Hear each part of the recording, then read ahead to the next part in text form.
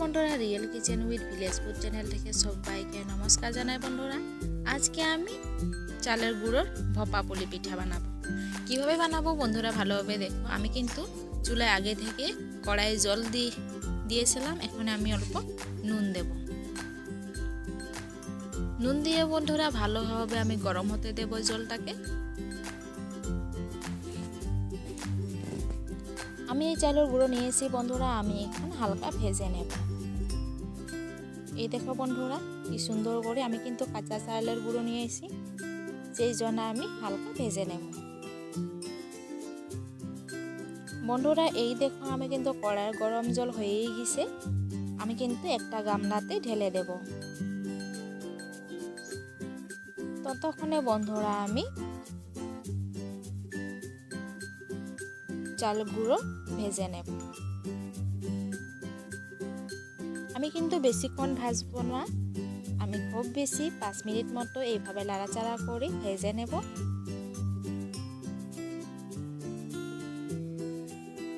এইভাবে কিন্তু অনবরতে বন্ধুরা লাড়াচাড়া করে থাকতে হবে, নহলে কিন্তু তলের চালের গুঁড়ো কিন্তু পুড়ে যেতে পারে, নহলে কিন্তু ভালো হবে না। সেই জন্য আমি অনবরতে লাড়াচাড়া করে ভেজে নিয়েছি।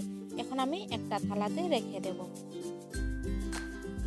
তো বন্ধুরা আমি এখন অল্প গরম অবধি আমি ডেকচিতে জল বসাবো। ডেকচির জল কিন্তু ভালোভাবে উতলাতে দেব। আমার থালাটা কিন্তু অল্প ছোট হয়েছে, মাখার জন্য অসুবিধা হবে, সেই জন্য আমি গামলাতে চালের গুঁড়োগুলো দিয়ে দিলাম। ভালোভাবে বন্ধুরা আমি এখন অল্প অল্প গরম জল রাখা গুলো অল্প অল্প দিয়ে মেখে নেব। বেশি কিন্তু একদম পাতলা করেও মাখবো না, বেশি কিন্তু ঘন করেও মাখবো না। যেইভাবে আটা ময়দা মাখি সেইভাবে আমি মেখে নেব। তো বন্ধুরা দেখো আমি এইভাবে কিন্তু ভালোভাবে মেখে নিয়েছি। এই দেখো চালের গুঁড়ো কিন্তু বেশিক্ষণ মাখতে হবে না, অল্প মাখলে কিন্তু হয়ে যায়। আমি কিন্তু এখন রেস্টের জন্য অল্প রেখে দেব 5 বা 10 মিনিট অবধি। ততক্ষণে বন্ধু আমি গামলাতে এই যে ফুটো ফুটো গামলাতে আমি সাদা তেল মাখিয়ে নেব। সাদা তেল মাখিয়ে নিলে বন্ধুরা পিঠেগুলো কিন্তু লেগে যাবে না, নহলে কিন্তু লেগে যেতে পারে। লেগে গেলে কিন্তু পিঠাগুলো ভেঙে যেতে পারে, সেই জন্য আমি আগে সাদা তেল মেখে নিলাম। এই দেখো বন্ধুরা সারা গায়ে কিন্তু আমি সাদা তেল মাখিয়ে নিয়েছি। এইভাবে কিন্তু মেখে নেব।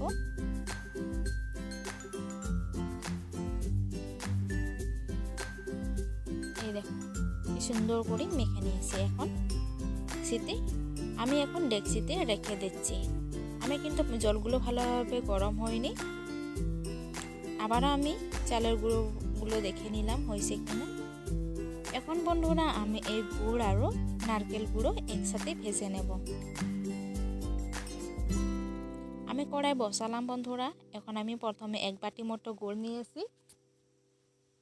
গুড় কিন্তু অনবরতে আমি লাড়াচাড়া করে থাকবো, যাতে কড়াই লেগে না যায়। কড়াই কিন্তু লেগে গেলে অল্প তিতো তিতো ভাব লাগবে, সেই জন্য আমি অনবরতে লাড়াচাড়া করে নিয়েছি। লাড়াচাড়া হয়ে গেছে দেখো বন্ধু, অনেকটা কিন্তু গুড়গুলো গলে গেছে।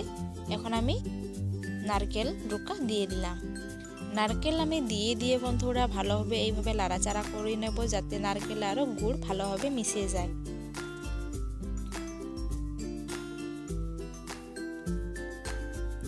এই দেখো বন্ধুরা কি সুন্দর করে কিন্তু মিশে গেছে, ব্রাউন কালার মতো চলে এসেছে।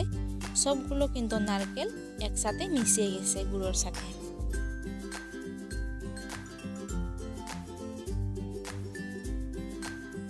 এখন আমি নেমে দিচ্ছি।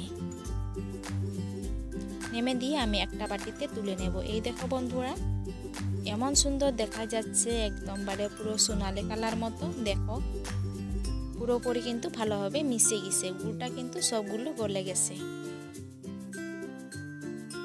তো বন্ধুরা আমি এখন পিঠে বানাতে শুরু করব। এইভাবে কিন্তু একটু একটু নিয়ে এইভাবে রোল করে নেব। রোল করে বন্ধুরা এইভাবে আমি বাটির মতো করে নেব। এই দেখো আমি বাটি সাইজে কিন্তু করে নিচ্ছি। মাঝের অংশটা কিন্তু একদম পাতলা করব না, অল্প ঘনই রাখবো। পাতলা করলে কিন্তু ভেঙে যেতে পারে। এখন আমি অল্প গুড় নেব। গুড় নিয়ে বন্ধুরা এইভাবে বন্ধুরা আমি সাইডগুলো ভালোভাবে চেপে চেপে নেব। এইভাবে কিন্তু চেপে চেপে দিলে কিন্তু পিঠেটা ভালো হবে। এই দেখো এখন আমি এইভাবে চেপে মুড়িয়ে দেব সাইডগুলো। এইভাবে সাইডগুলো কিন্তু মুড়িয়ে যেতে হবে, নহলে কিন্তু ভাপের পানিগুলো ভিতরে ঢুকে যেতে পারে। এই দেখো বন্ধুরা আমি কি সুন্দর বানিয়ে নিয়েছি। এই দেখো দেখতে কিন্তু ভীষণ সুন্দর দেখা যাচ্ছে। এভাবে আমি এক এক করে সব পিঠেগুলো বানাবো।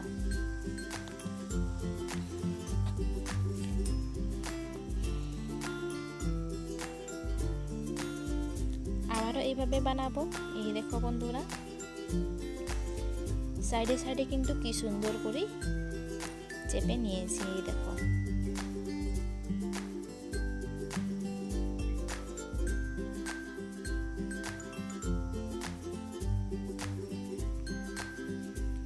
এই পিঠেগুলো বন্ধুরা কিন্তু দেখতে যেমন দেখতে, খেতেও কিন্তু তেমনি সুন্দর লাগবে।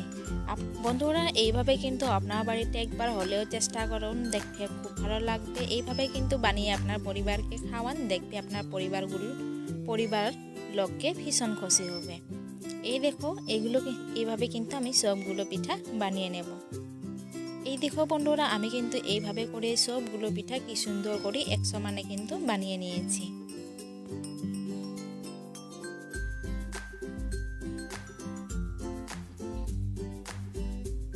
দেখাতে কিন্তু কি সুন্দর লাগছে বন্ধুরা। দেখো এইভাবে কিন্তু সবগুলো পিঠা বানানো হয়ে গেছে।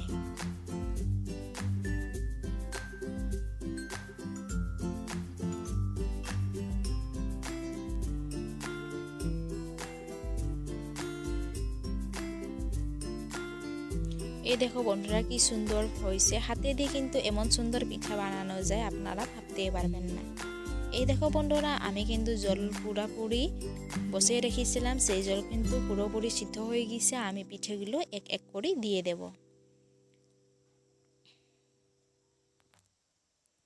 এইভাবে কিন্তু আমি সব পিঠেগুলো একসাথে ভেজে নিব।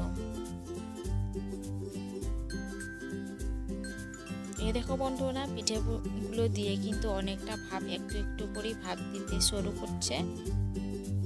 এখন আমি সবগুলো পিঠা দেওয়া হয়ে গেছে। আমি এইগুলো উপরে দিয়ে দিব বন্ধুরা, কিছু হবে না কিন্তু একে পুরো কিন্তু একদম লেগে যাবে না, কারণ আমি আগে থেকে সাদা তেল মাখিয়ে নিয়েছিলাম গামলাতে।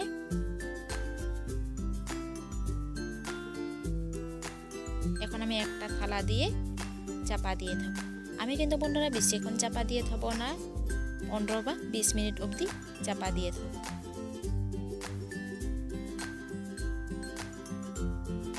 তো বন্ধুরা দেখো কিন্তু তাড়াতাড়ি ভাপানোর জন্য কিন্তু আমি একটা সাদা কাপড় দিয়ে আমি ঢাকা দিয়ে দিলাম।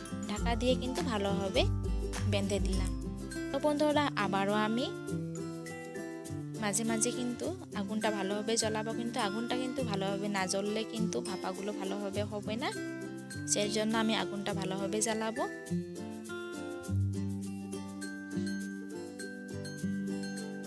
তো বন্ধুরা 15-20 মিনিট হয়ে গেছে। আমি এখন কাপড়টা তুলে নেব। এখন আমি পিঠেগুলো দেখে নেব।